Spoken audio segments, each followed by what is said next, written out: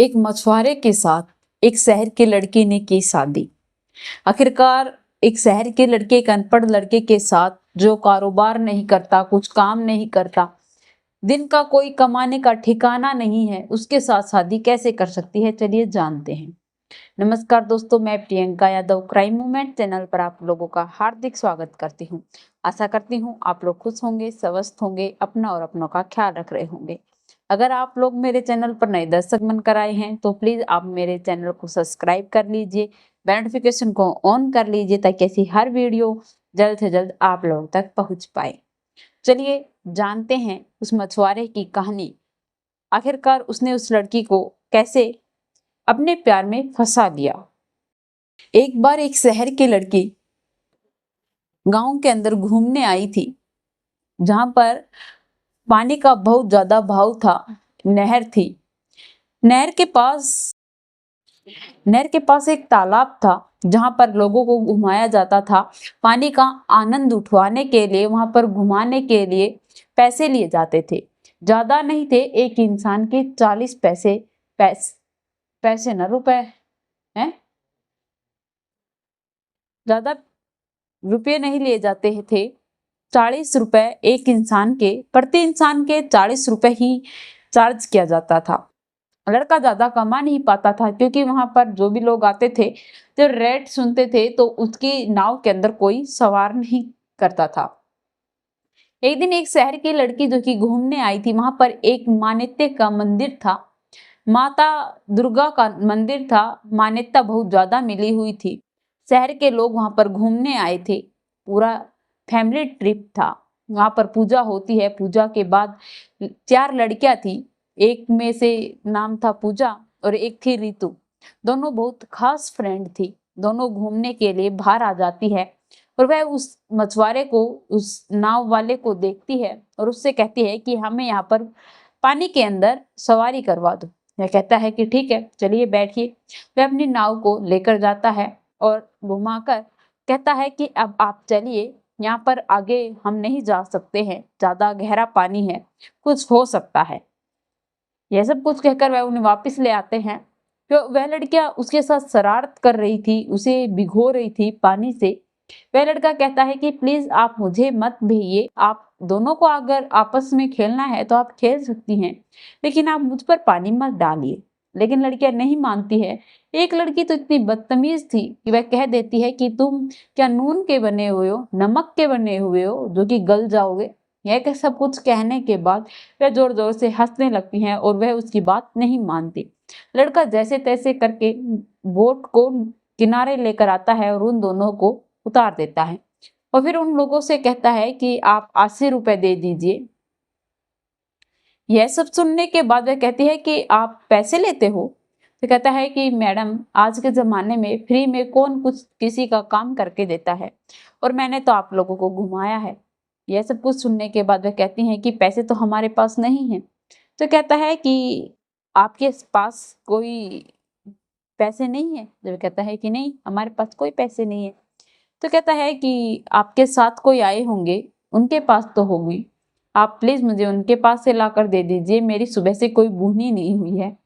तो ये कहते हैं कि नहीं, हम आपको अगर वेट कर सकते हो तो हम आपको कल पैसे दे जाएंगे। पूजा यह सब कुछ उससे कहती है। अब रितु और पूजा वहां से चली जाती हैं। दूसरे जो लोग खड़े थे वह यह सब कुछ देखकर, सुनकर कि यह पैसे लेता है, तो वह लोग वहां से बिना ही कुछ कहे, सवारी किए वहां से चले जाते हैं। लड़का बड़ा ही निराश हो जाता है कि कुछ बुनी भी नहीं हुई। एक व्यक्ति आए थे, यह लोग भी चले गए। आज का तो मेरा दिन ही खराब है। ज्यादा बुनी वह कर नहीं पाता था। दिन के 200-300 रुपए ज्यादा से ज्यादा कर पाया करता था। घर का गुजारा करना भी उसके लिए बहुत मुश्किल था।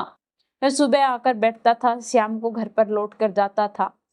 दूसरे किनारे उसके एक कुटिया थी जिसके अंदर चाय का ढाबा खोल रखा था, उससे उनका घर खर्चा चलता था।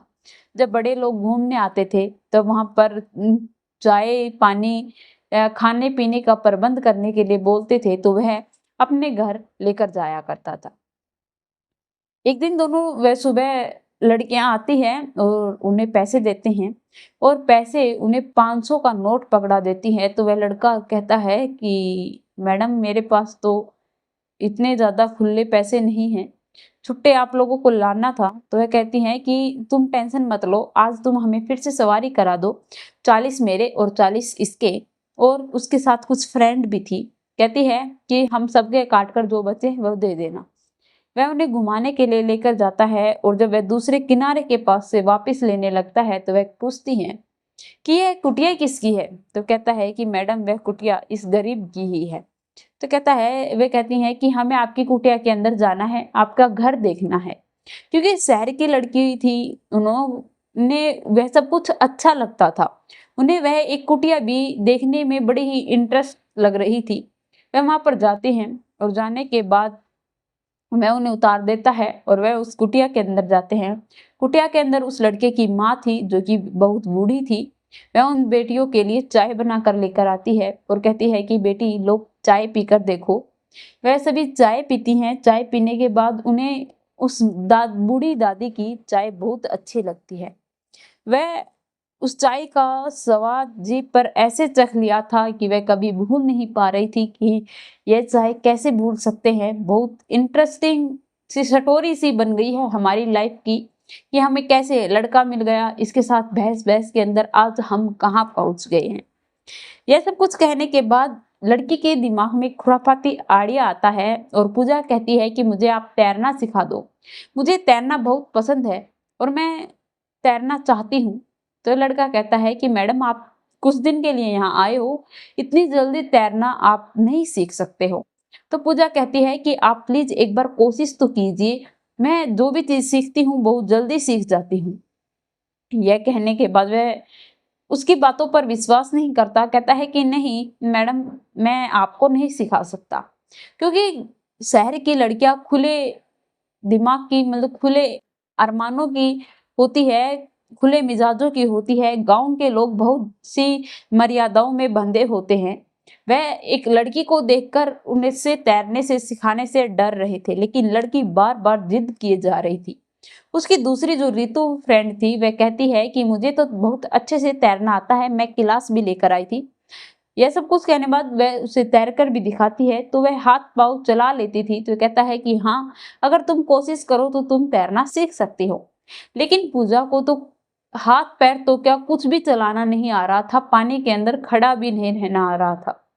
यह सब कुछ देखकर लड़का कहता है कि मैडम आप बेखाम जिद कर रही हैं, आपको तैरना नहीं आता है। वह कहती है कि एक बार आप प्लीज मुझे तैरना सिखाइए तो सही। वह उसकी एक उंगली को पकड़ता है और उसे तैरने के लिए कहता है। तो वह कहती है कि इतनी तो पागल मैं भी नहीं हूं कि तैरना इस तरीके से सिखाते हैं। वह उसका हाथ पकड़ती है और अपने कमर पर डालकर कहती है कि मैंने भी तैरते हुए लोग सीखते हुए देखे हैं, ऐसे सिखाते हैं। जब लड़का यह सब कुछ देखता है वह अचंभित हो जाता है कि ये लड़की है और मैं एक लड़का हूँ और ये अपनी कमर पर ऐसे ही किसी अनजान व्यक्ति का हाथ कैसे रख सकती है। जब लड़की को शर्म नहीं आ रही है तो फिर मैं क्या कर सकता हूँ। मैं उसे तैरना सिखाता है। लड़की जितना ऋतु को आता था उतना पूजा जल्द ही एक दिन में ही सीख जाती है। वह सीखने के बाद बहुत खुश भी होती है। उसके पास वह अब डेली घूमने जाती थी, मिलने जाती थी, उसे बातचीत करने जाती थी। उसे भी अब अच्छा लगने लगा था, शायद वह उससे प्यार कर बैठी थी। अब धीरे धीरे समय बीतता जा रहा था, अब उनके जाने का भी टाइम आ गया था। अब आगे की अगर आप लोगों को स्टोरी सुननी है तो प्लीज पार्ट 2 जरूर देखना।